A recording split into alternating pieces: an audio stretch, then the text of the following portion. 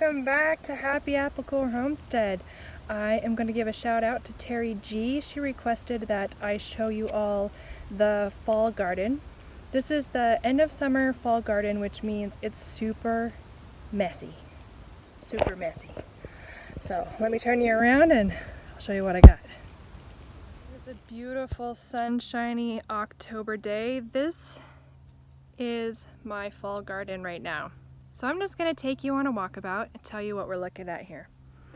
So first thing is I've got some citrus plants that are sitting up here, and these are in pots and they will go up to the main house. They will not stay in the garden here. We're in zone 8B and these will freeze to death, so they are going to go back in the house. This is a raspberry plant, as is this one here. We've got two more citrus plants here that'll go up to the main house. And it is spider season here. Check him out. Oh my goodness. Which is why I carry this spider stick. This empty patch here was potatoes. This empty patch here was also potatoes. Here we have the last bit of marigolds and cabbages. The cabbages most likely are going to go to the chickens because I neglected my job and I didn't process them before the slugs got to them. This here had broccoli, beets, and carrots, and the voles ate 80% of my carrots. This bed here had dill, garlic, and onions, and obviously a volunteer broccoli plant that has gone to seed. I will be weeding this planter today because I am going to grow some things for the fall and winter there. All right, over here we had before, which is gone now, we had both of these rows on either side were basil. I've already harvested that and dehydrated it. These are peppers. They are all orange peppers. Well, they're not orange right now, they're green and some of them are orange. They are lunchbox bells and large regular sweet bells. They're not doing too bad.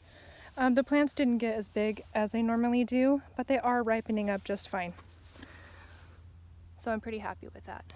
And I've been eating these for the last couple months, and they're just coming along at their own pace. There's a lunchbox bell ready for my dinner tonight. Okay, now this here, this is where my tomatoes were this season. They got blight and I lost every single plant, and it's my own fault. I will do a video probably next spring on tomatoes and the proper way to cultivate them, because I have learned my lesson. These are Brussels sprouts. They will be ready to harvest next month, and the empty spot beyond it, there was cauliflower and cabbage growing there. And I will be planting beets there shortly. This bed here, once I pull out all the T-posts, I'll be planting more brassicas here. These two rows here with all of these T-posts and fencing material, this is where my peas were. I had a wonderful batch of peas this year. I'm very pleased. These here on both sides of both beds are green beans. And if you've seen any of my videos, you know my love-hate relationship with my bean plants because of the voles. And as you can see, I have a trap here. There is a hole on one side of the trap, a hole on the other side of the trap, a hole in front of the trap. And they are wise to my ways. They know the traps are there and they just avoid them and just continue to eat my vegetables. So what can you do? Gotta share with nature, right? So here we've got two blueberry plants, and these are all blueberries, raspberries at the end. This bed here was potatoes. As you can see, I need to mow. It's kind of sunny, so I might give it a try later this afternoon. This bed here also was potatoes, and I'm not sure what I'm gonna plant here or if I'm going to let it rest. This bed here is parsley. I do need to pull it. In the middle is rosemary, but I just harvested it, so it's just hanging out down there. The rest of this bed had kale, celery, and spinach in it. And over here we have the saddest corn plot. I planted a new variety of corn. It was a super sweet corn. I planted 2 packets and that's all that came up. So the germination rate on that particular brand is not good and I will not be planting it again. We had to pollinate it by hand because they're just not close enough together. All along here we have grape plants. We've got the catawba back there that has not ripened yet. This is the Eastern Concord grape. And they are beautiful and they are basically ready to harvest. I just come out here and eat them, but I'll probably make some jam too.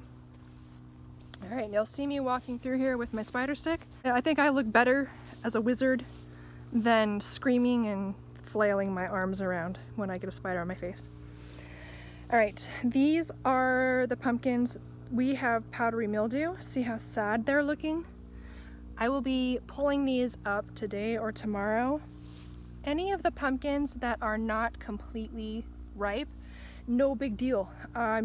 These are all sugar pumpkins, by the way. It's no big deal that some of them are not ripe yet. I will pick them anyway, put them in a sunny window, and they will ripen up on their own. These are raspberries. They have never grown to my satisfaction. I mean, you would think they're huge, that they're growing to my satisfaction, but they're not because the berries just aren't nice. So I'll be pulling all of these. This one down here, however, is a raspberry shortcake and I'll be keeping that plant. So I'll just be getting rid of all these and I will replace them with raspberry shortcake because I like them. So there you go, everybody. This is the front gardens.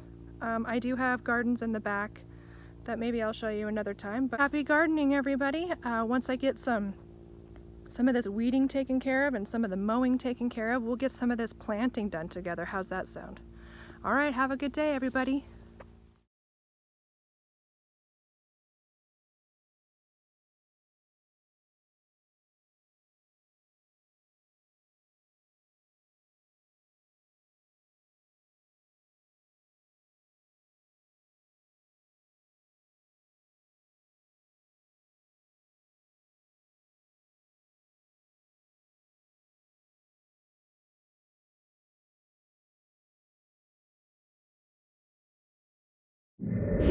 All right, not bad for an afternoon's work. Got all of the pumpkins taken care of. And then those 2 far beds back there, we got those all weeded and they are ready for new compost and fertilizer and ready to be planted. So one thing you may or may not be aware of is pumpkin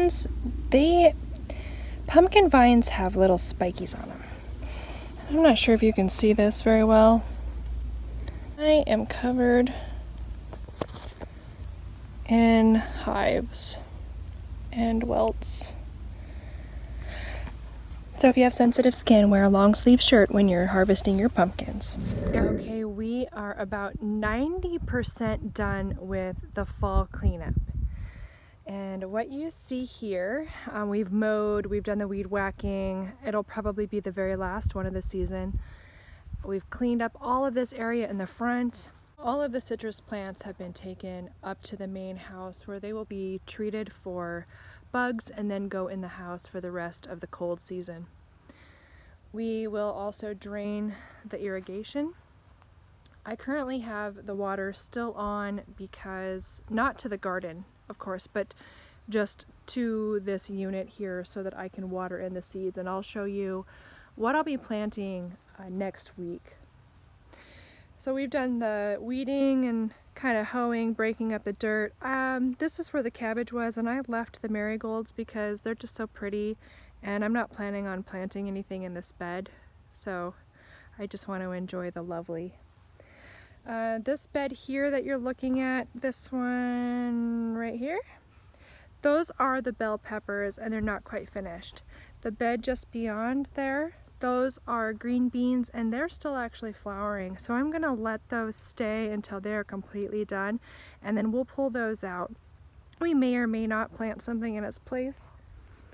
And then over here we have some kale here and a raspberry plant, and I will not be doing anything with those other than eating the kale occasionally throughout the winter. Alright, so there you go. Buttoning up the fall garden. A lot of things are still growing in here, and we'll be planting a lot more. It's a lot of work yet to do. Catch up with us on part 2 for cleaning up your fall garden.